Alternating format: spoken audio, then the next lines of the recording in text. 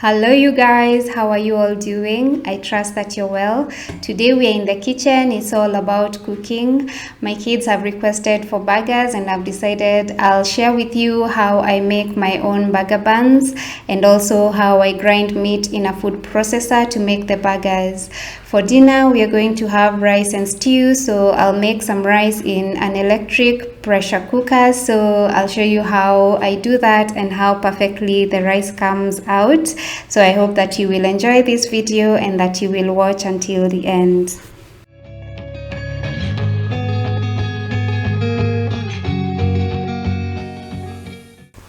Before I start cooking, I want to make a snack for my kids. I have a mango, a banana, and an apple, so I'm just going to chop them up, give them so that they can eat while I cook.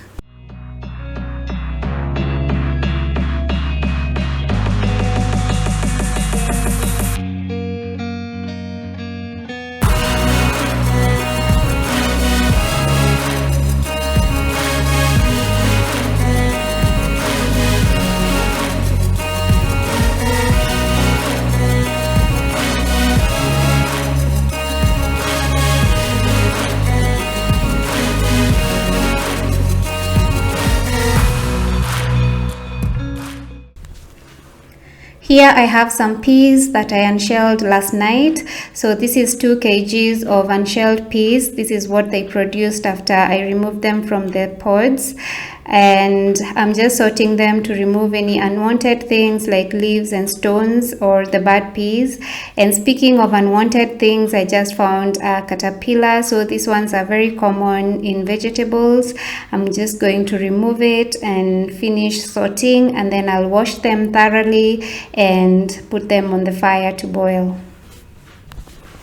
The next thing we are going to do is make the dough for the burger buns. So I'm using half a cup of milk, warm milk, and half a cup of warm water. So I use this green measuring cup. It's half a cup, so I used it to measure both water and milk. Then I'm putting in 1 tablespoon of sugar and 1 teaspoon of dry yeast. Next, I'm going to stir this until everything is all mixed up, and then I'll add an egg, 1 egg, and 1 teaspoon of salt and 4 tablespoons of melted butter. If you don't have butter like me, you can add margarine. And then I'm going to continue stir until everything is well mixed up, and then we'll add the flour. I'm using 3.5 cups of flour. I've already sifted it and I used this blue cup to measure it. So every time you're baking, make sure you use the right tools to measure. You use the proper measuring cups and measuring spoons, otherwise your recipe will not come out right.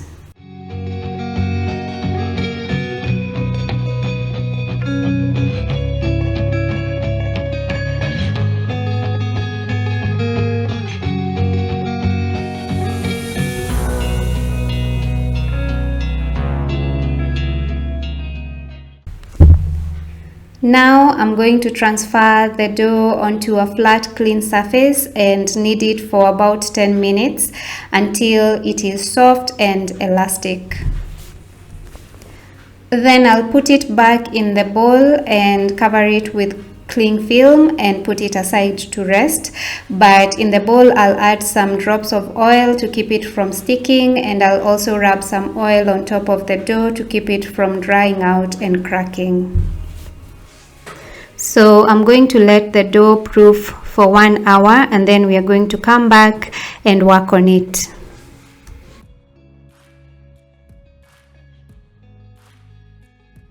As the dough is rising, I'm now going to work on the meat. Here I have beef that I got from my local butchery. As I chop the meat into cubes, I'm also going to be removing the fatty parts. Now these ones are not very fun to eat in a burger. They make the burger chewy, and even after grinding the meat, they still don't grind very well, so you can still feel them while you're chewing the burger. The next step after chopping up the meat would be to put it in the freezer for about 20 to 30 minutes. This makes it easy to grind and also gives you good results.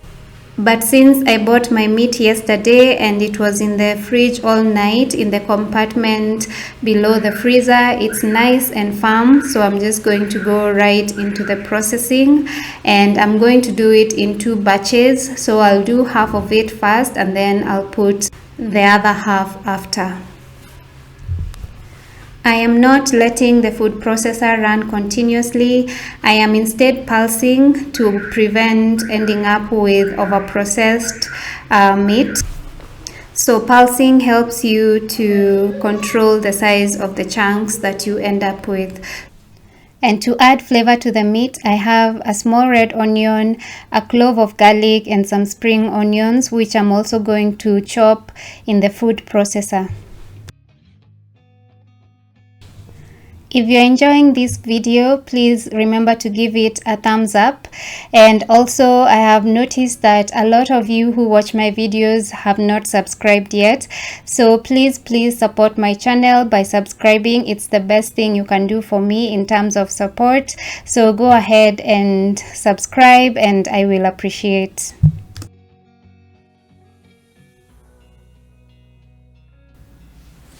Now I'll add the onions that have been finely chopped in the food processor into the meat. I'll also add some salt and some garam masala, then mix thoroughly.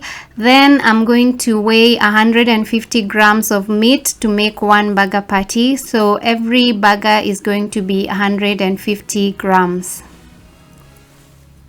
Once I'm done prepping the meat, I'm going to fry it or grill it on a pan for 5 minutes on each side.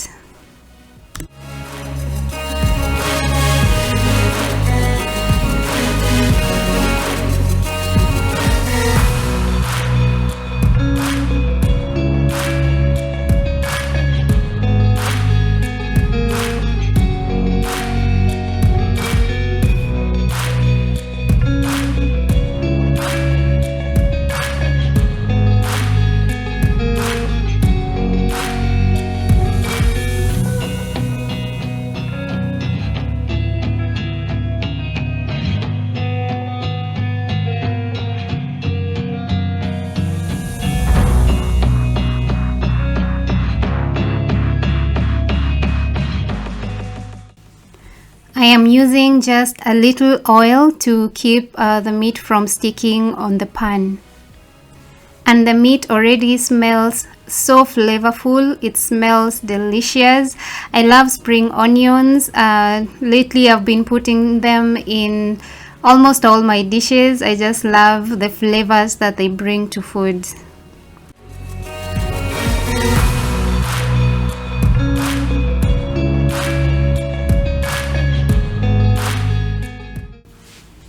Our dough has risen, so now I'm going to roll it up and cut it into pieces. For this amount of dough, I'm going to get 8 buns.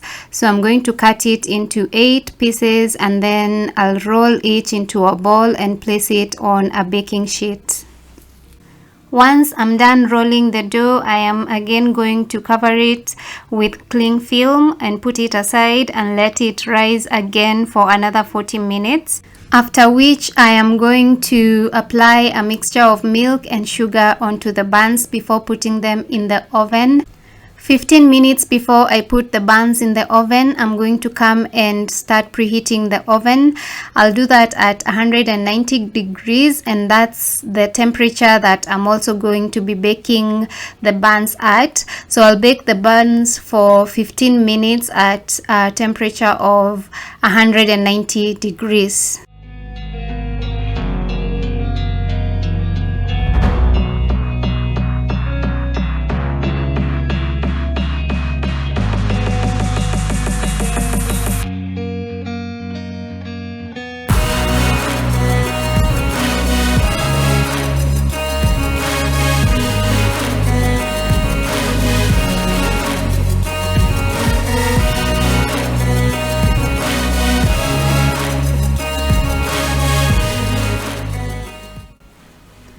Please don't judge my dirty oven door. It's actually the mirror that is dirty, and to get it out I need to unscrew a part of the door so that I can get it out and clean it, which I'm going to do very soon.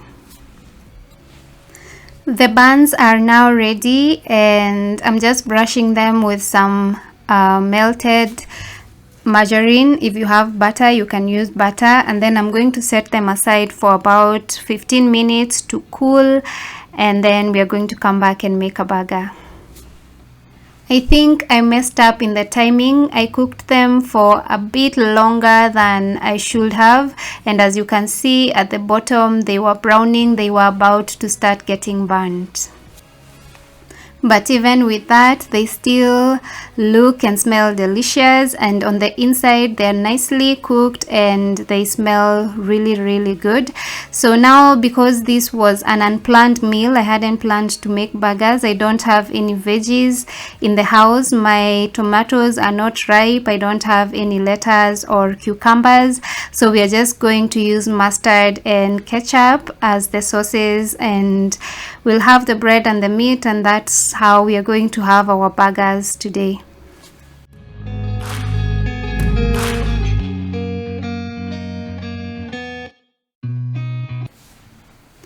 And even without the veggies, these burgers are delicious.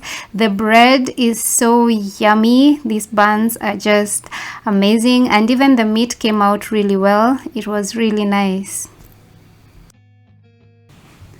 The next meal that I'm making is rice and stew. So for the stew, I have my potatoes, peas, carrots, green bell peppers, spring onions, red onions.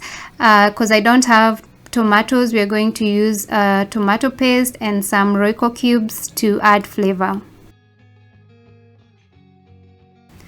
This stew goes very well with meat, so if I had extra meat, I would put it here, but the meat that I used for burgers was actually meant for this meal, but since we decided to do something else with it, then we are going to have this one without the meat. If we feel we must have meat, I can always go back to the shop and buy some more and come and cook. Some people prefer their carrots crunchy, so they'll add them towards the end of the cooking, but I prefer mine to cook a little more, so I add them in the beginning as I continue adding the rest of the ingredients.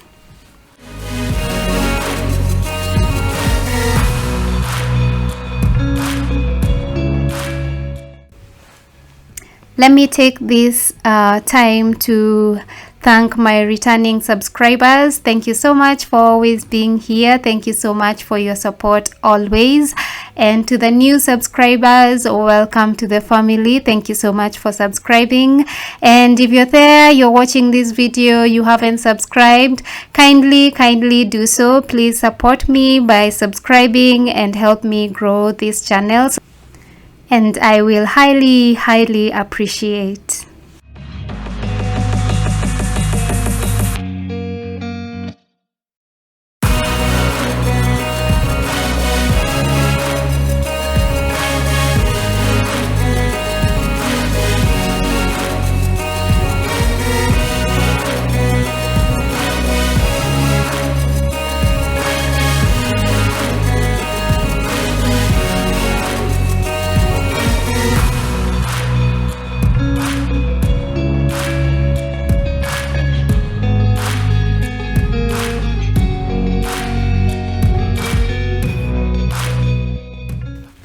I love potatoes. As you can see, I put way more potatoes than the peas, and I know some of you will tell which part of Kenya I'm from by the food that I'm making. So the Kikuyu in me loves this meal. I cannot resist it, and of course there has to be some soup.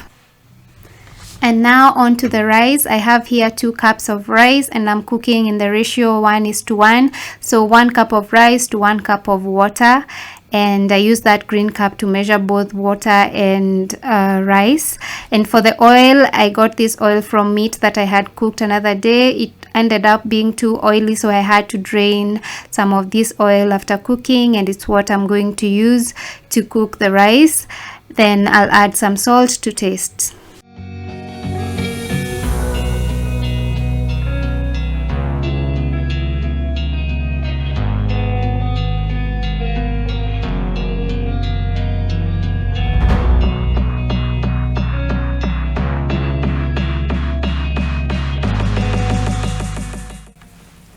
So now here I'm going to select the rice option, and it's going to cook at low pressure for 9 minutes. And yeah, the rice is cooked, and now I'm going to vent the excess pressure so that I can be able to open. So as you can see here, the pin has gone down, meaning all the pressure has been let out, and now it's safe to open the pressure cooker. The rice came out perfectly. It looks so good, smells so good. The brown stuff you might be seeing there are just tiny chunks of meat. As I told you, I cooked it using oil that I had used to cook meat previously. So the rice did not stick to the bottom. As you can see, the grains came out, as we say here in Kenya, kamoja kamoja, imeachana vizuri. So it's not sticking to each other. They're not sticking to each other. It looks perfect.